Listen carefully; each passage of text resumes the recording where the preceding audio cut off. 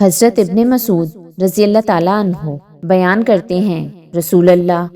صلی اللہ علیہ وآلہ وسلم نے فرمایا، جو شخص فاقے میں مبتلا ہو جائے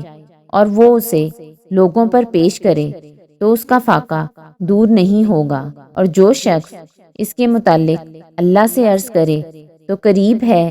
کہ اللہ جلد موت دے کر یا بدیر دولت مندی دے کر اسے غنی فرما دے۔ حضرت ابن سعدی بیان کرتے ہیں، حضرت عمر رضی اللہ تعالیٰ عنہ نے مجھے صدقات وصول کرنے پر مامور فرمایا۔ جب میں اس کام سے فارغ ہوا اور وہ ان کے سپرد کر دیے تو انہوں نے تنخواہ لینے کے لیے مجھے حکم فرمایا، تو میں نے عرض کیا، میں نے تو محض اللہ کی خاطر یہ کام کیا تھا اور میرا اجر اللہ کے ذمے ہے۔ انہوں نے فرمایا، جو دیا جائے اسے قبول کر، کیونکہ میں نے رسول اللہ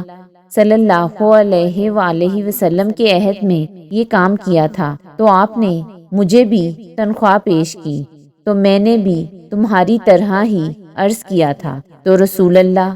صلی اللہ علیہ وآلہ وسلم نے مجھے فرمایا تھا، جب بن مانگے کوئی چیز تمہیں دی جائے تو اسے کھاؤ اور صدقہ کرو۔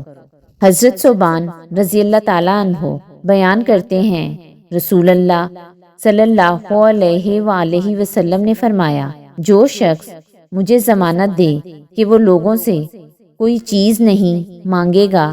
تو میں اسے جنت کی ضمانت دیتا ہوں۔ حضرت ثوبان رضی اللہ تعالیٰ عنہ نے عرض کیا، میں ضمانت دیتا ہوں، اور آپ کسی سے کوئی چیز نہیں مانگتے تھے۔